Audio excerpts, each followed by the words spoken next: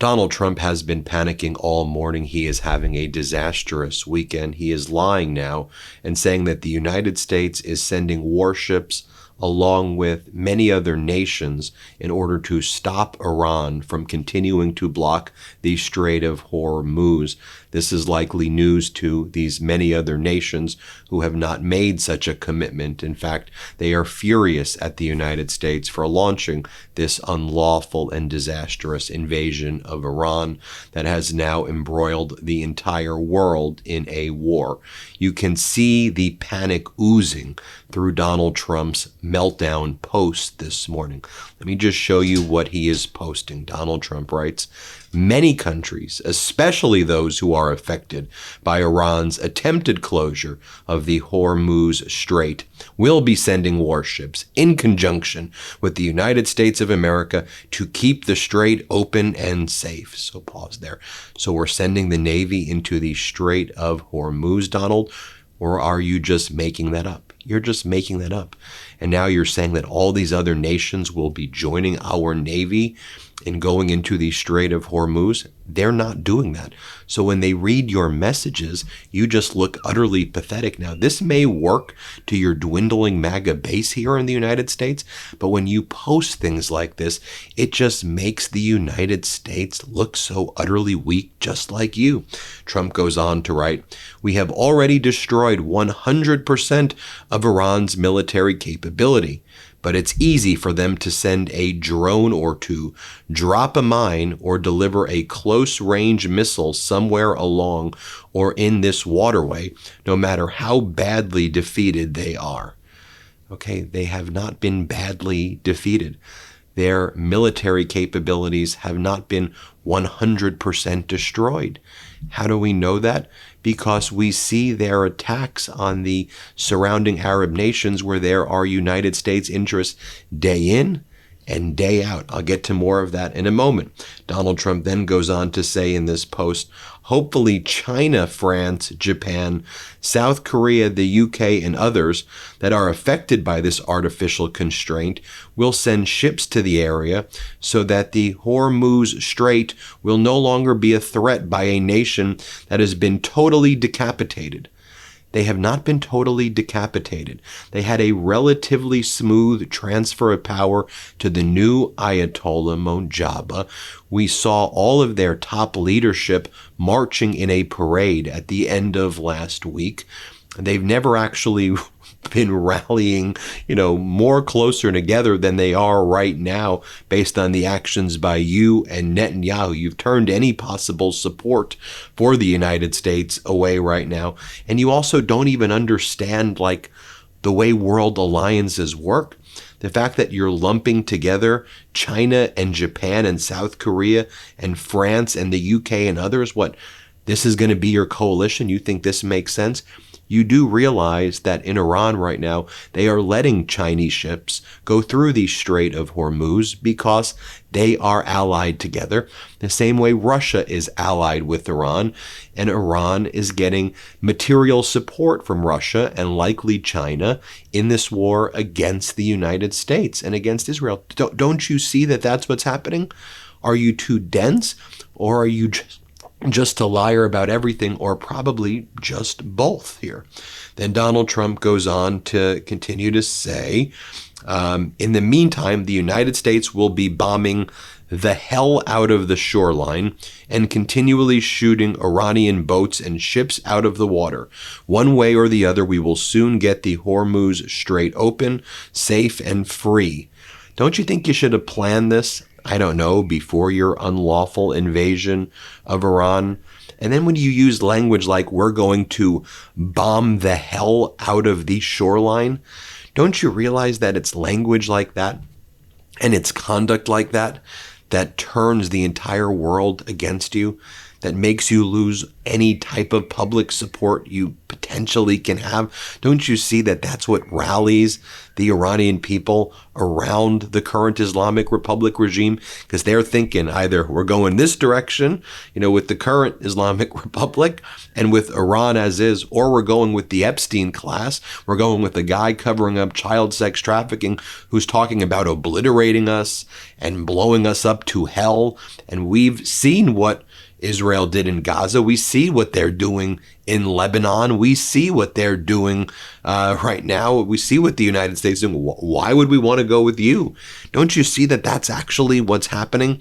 And you're solidifying the Islamic Republic regime right now, when in war, you probably want to try to make friends, not enemies, and build support and coalitions. You don't get that, do you, Donald? You take a look what's happening right now. Videos being released as Donald Trump is posting that. Videos are being released showing large black smoke plumes rising from attacks carried out by Iran's unmanned aerial vehicles on oil facilities at the Fujairah port in the United Arab Emirates. Just take a look. This is like their biggest oil port right here. You can see right here the local government confirms that Iranian drones targeted the area, but they say that it was damage from falling debris. That's the new thing that all these Arab nations are saying when their buildings get blown up by the Shahid drones. They go, it wasn't the drone, it was the falling debris. They're calling the drones the falling debris, but you see what's going on right there. Oh, and then Donald Trump posts the following as well. Yet again, an intentionally misleading headline by fake news media about 5 tanker planes that were supposedly struck down at an airport in Saudi Arabia and of no further use. In actuality, the base was hit a few days ago, but the planes were not struck or destroyed. 4 or 5 had virtually no damage. They're already back in service. 1 had slightly more damage, but will be in the air shortly. Just pause there. 1, you're likely lying. 2, if you're not, why are you giving all of these operational details out there? Why are you posting all of these images? And this is a war. You are giving the other side intelligence. Why would you do that? Even if what you're saying is accurate, why would you say these things? Then he goes on to say 1 had slightly more damage, none were destroyed, but the New York Times and the Wall Street Journal and other low-life papers and media actually want us to lose the war. And the Wall Street Journal in particular wants us to lose the war. Their terrible reporting is the exact opposite of actual facts. They are truly sick and demented people that have no idea the damage they cause the United States of America. Fortunately, as proven by our great conclusive election in 2024, the people understand what is happening. Okay, this is the most. You want to talk about demented people? Put up a mirror to yourself. Everything that Donald Trump says is projection and confession. As you know, the Wall Street Journal reported how these 5 U.S. tankers were struck and damaged on the grounds at the Prince Sultan Air Base in Saudi Arabia during an Iranian ballistic missile strike. But hey, Donald, you know what you should probably be posting about as well? How those same types of planes, the KC-135, right? That was the plane that went down as well over Western Iraq. The KC-135, where 6 crew members were killed, and it took you almost, a day and a half before admitting that that's what actually took place to the American people, when anyone knows the way well, you didn't admit it, it was CENTCOM that admitted it. You haven't even addressed it yet. But everybody who knows the KC-135 Stratotankers know they don't have ejection methods, they don't have parachutes. If those things go down, they're refueling planes. So, we all knew what the likely outcome was, but the CENTCOM still wanted to cover it up. And I still think they're covering up how that plane fell from the sky in general. They're saying it wasn't friendly fire, it wasn't hostile fire. So what happened? It just crashed on its own. It's more cover up from CENTCOM, and Donald Trump isn't even addressing what's happening. Not even addressing the casualties, no posts about that. Instead, he's making fake posts about countries joining us in the Strait of Hormuz. Just more lies. And this, as we learn that 5,000 Marine expeditionary forces are coming in from Japan. This Marine expeditionary unit is usually the precursor to a ground invasion. Donald Trump said he bombed the Karg Island in the northern Persian Gulf, and There's speculation, is there going to be a ground invasion there? Is Donald Trump getting lured into this kind of ground war in Iran, which would be utterly disastrous right now? What we do know is this war is expanding as well, and it's expanding its fronts. And so, you have different kind of points of where this war is taking place. Obviously in the Middle East, and obviously it's from Russia's invasion of Ukraine at all, which took place, several years ago, back from 2022, right? And so you have right now Iran's kind of top national security advisor to their parliament, a guy by the name of Ibrahim Azizi, and he writes, by providing drone support to the Israeli regime, failed Ukraine has effectively become involved in the war, and under Article 51 of the United Nations Charter has turned its entire territory into a legitimate target of Iran. Well, Iran was already targeting Ukraine. Those Shahed drones were being given to Putin over the past 4 years to attack Ukraine. Ukraine has developed a real expertise in not just kind of the anti-drone interceptors. You have these drones that intercept drones, but also the wherewithal of how to identify and locate these drones, how to use new satellite systems. So Ukraine's been dealing with Iran and Shahed drones for a very long time, and Trump refused to listen to Zelensky's warnings because Donald Trump believes that he's allied with Vladimir Putin while Putin's trying to destroy the United States of America. But you see right now with Iran publicly basically saying under Article 51, they're basically declaring war formally on Ukraine right now. I think that is a big, big deal in the sense of kind of formally saying that this war now is in the Middle East, and the war in Russia's invasion of Ukraine, what's going on there, are now basically, completely united. We knew this. We've been saying this for a long time, but now it's kind of formalized with what Iran's saying under Article 51 of the United Nations Charter. Now, and by the way, Zelensky's trying to help the United States and Trump's like, we don't need your drones. We don't need what you're doing.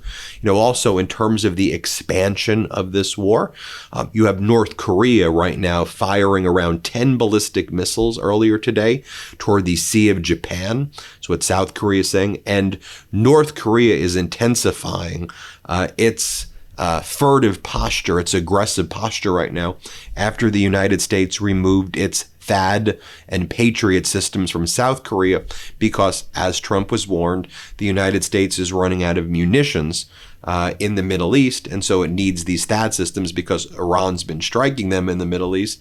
And so we basically took the THAAD and Patriot systems promised that were given to South Korea, moved them to the Middle East, and we also are now refusing to help Taiwan with the $13 billion in military support and equipment that was congressionally delegated to them as well. Also, yesterday, smoke was seen rising out of the U.S. Embassy compound in Baghdad, Iraq. It looked like some of the satellite systems on the top of the U.S. Embassy that were hit by Iranian drones. And it looked pretty bad yesterday. Once again, the kind of common line that we've been getting right now from the Arab nations and from the United States is, oh, it wasn't a drone strike. It was actually the debris from the interceptors, or it was debris. No, I mean, the drone hit the U.S. Embassy in Baghdad last night. It was in a heavily fortified area. And then just take a look at this footage showing the extensive damage in Lebanon.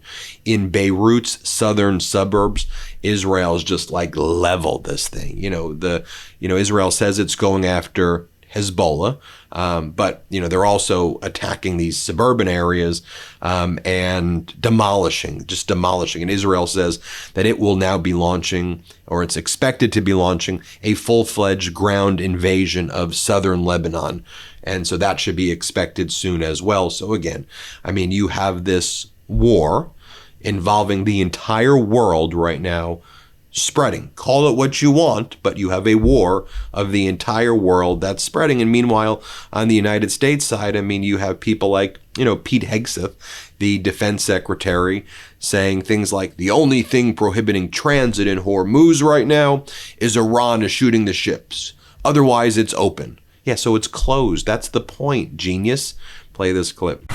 Alexandra Ingersoll, One America News. Can you tell us a little bit more about the Strait of Hormuz and when it might be fully operational again? And how do we ensure our objective of denying Iran a nuclear weapon if they continue to align with our adversaries? So I'll take it and chime in, Mr. Chairman, if you'd like it all. I want to emphasize what the chairman said about that. The only thing prohibiting transit in the Straits right now is Iran shooting at shipping. It is open for transit should Iran not do that. Now, there's a reason why we chose as one of our primary objectives destroy the Navy.